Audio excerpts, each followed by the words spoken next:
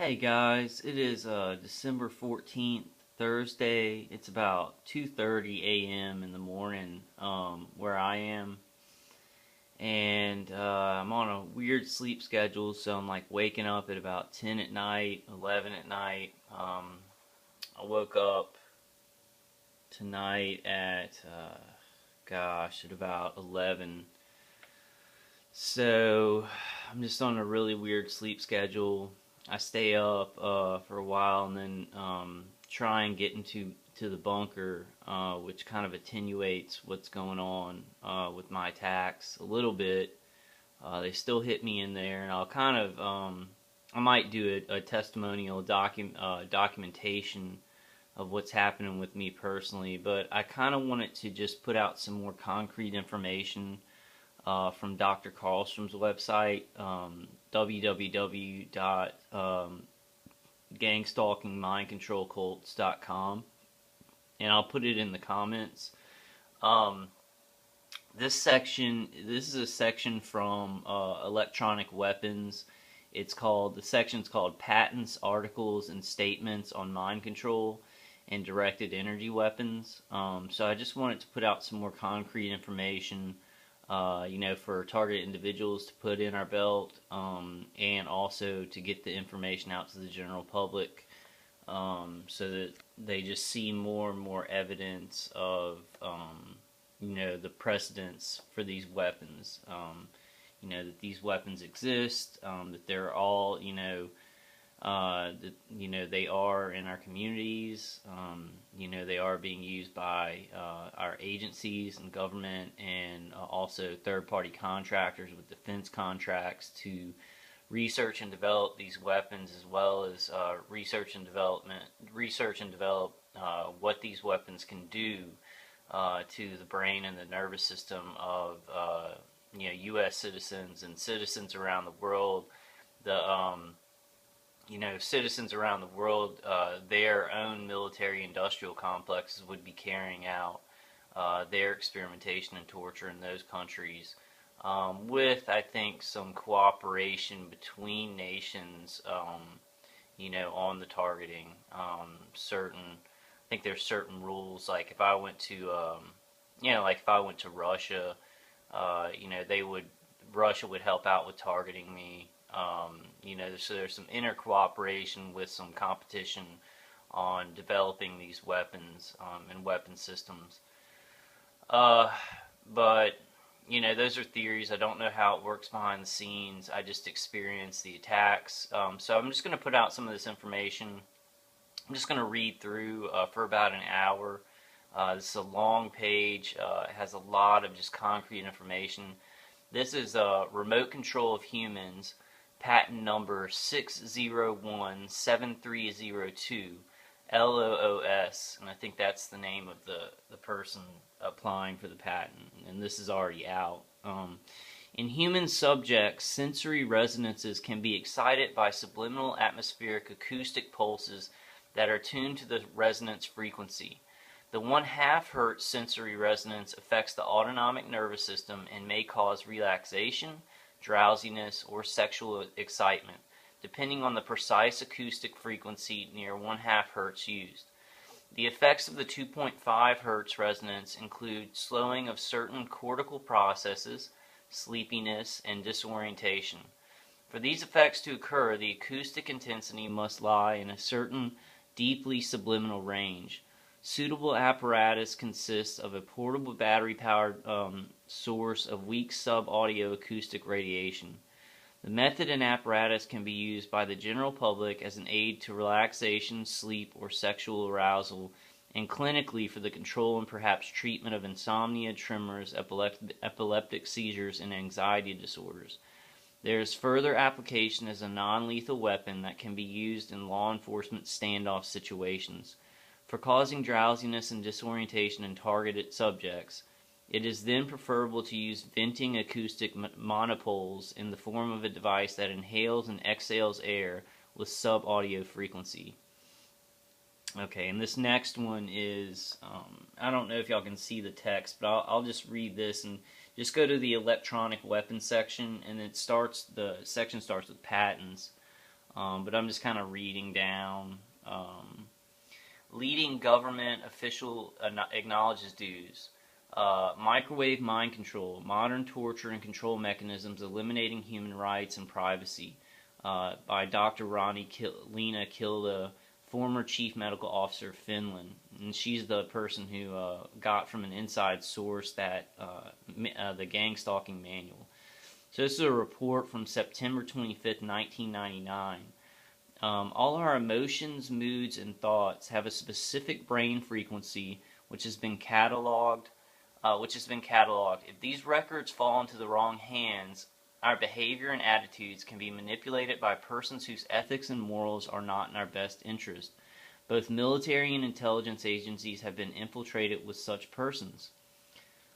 So that was her statement on these weapons and their effects on humans, and how people within the military industrial complex and intelligence agencies have some unsavory people who, if these weapons are in their hands, which they are in their hands, big neon sign, this is happening, then bad stuff happens, and experimentation, immoral torture, electronic rape, all these things, even murder with these non-lethal weapons in quotation marks, happens when you have bad people at the helm, which we have happening right now. So this is emergency time. This is a hot war. This next one, Project Pandora. In 1965, it was discovered that the U.S. Embassy in Moscow was being hit with electromagnetic radiation in the microwave spectrum, but the fact was kept secret from the embassy employees. The DoD's Advanced Research Projects Agency, DARPA, set up a lab at Walter Reed Army Institute of Research and participated in Project Pandora. Scientists began zapping monkeys to study the biological effects of highly concentrated microwave frequencies. Similar studies were conducted at the VA hospital in Kansas City, University of Rochester, Brooks Air Force Base in Texas, Johns Hopkins, MIT, and Mitra Corp, University of Pennsylvania, and many other domestic and foreign research labs. The CIA began experimenting with other forms of directed energy in the EM spectrum. Dr. Jose Delgado experimented on 4 human subjects using radio waves, reporting they experienced different emotions, sensations, and colored visions. Delgado stated that these weapons were more dangerous than atomic destruction. With knowledge of the brain, he said, we may transform, we may shape, direct, robotize man. So that's, he was like one of the pioneers for, using human beings in experimentation with these electromagnetic frequencies. His thinking was that they could have a total neural society where humans were controlled and shaped and directed, and you could just shape their brains and the signals go into their brains, and that's kind of things that they're working on with this direct targeting to citizens like me. I am a targeted individual, and that's they're researching and developing different ways to affect the brain and the nervous system, gather information on what happens when you do these sorts of techniques on humans, on non-consensual human experimentation, citizens around the world. And target individuals, y'all know this stuff. I'm really trying to drive this home because for me, the torture is getting super severe, where my body has gone into a mode, it's gone past the level of being able to take this torture. Even though I am defending a lot of it, my body is so fatigued and worn out from rape and torture of these weapons that I've gone into another level where, I do survive through it. I keep walking around, but what this has done to my mind, my brain, my nervous system, and my body, the torture, the constant torture, and remote MK Ultra, basically with electromagnetic frequencies, I am so exhausted that I live, a stunted survival existence, and I'm a citizen who's done no crimes. I'm just want to live a life and have a family and have a job and it's torture to levels that doesn't stop even when you sleep.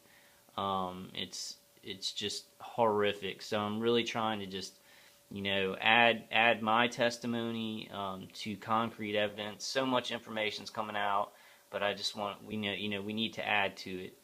Microwaving animal experiments. Dr. Alan Fry, a biophysicist at GE's Advanced Electronics Center, Cornell University, and a contractor for the Office of Naval Research, discovered in 1958 that the auditory system responds to EM energy in a portion of the RF spectrum at low power densities, well below the necessary for biological damage. The human auditory system and the table radio may be one order of magnitude apart in sensitivity to RF energy.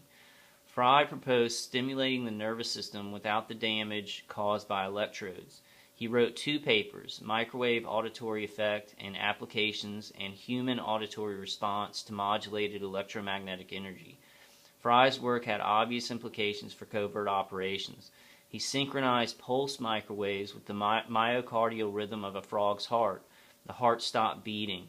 Fry had perfected the induction of heart seizures by beamed electromagnetics. He microwaved cats and found that stimulation of the hypothalamus had a powerful effect on emotions. Fry found that human subjects exposed to 1310 megahertz and 2982 megahertz microwaves at average power densities of 0.4 to 2 microwatts per centimeter squared perceived auditory sounds. So this is the microwave hearing effect, which I experience 24 hours a day with software that actually takes things that my attackers say in real time and then puts it into chatterbox software. So I hear, a conversation between a man and a woman. Basically, it sounds like it's coming from the other side of my wall, and it'll switch to the other side, and it sounds external, and it's like da-da-da-da-da, da-da-da-da-da. Like the woman will say, like, this is satanic, this is evil. The guy's like, nobody cares about this guy, nobody will miss this guy, things like that. And I think I'm going to start trying to kind of write down, because they say so much stuff, and they do introduce new things, like the guy introduced, or the males on the shifts introduced no one will miss him. And I haven't heard that. That's a new thing this month. No one will miss him. So they're saying things like that all the time, like, we've got to just get this done, nobody cares, things like that.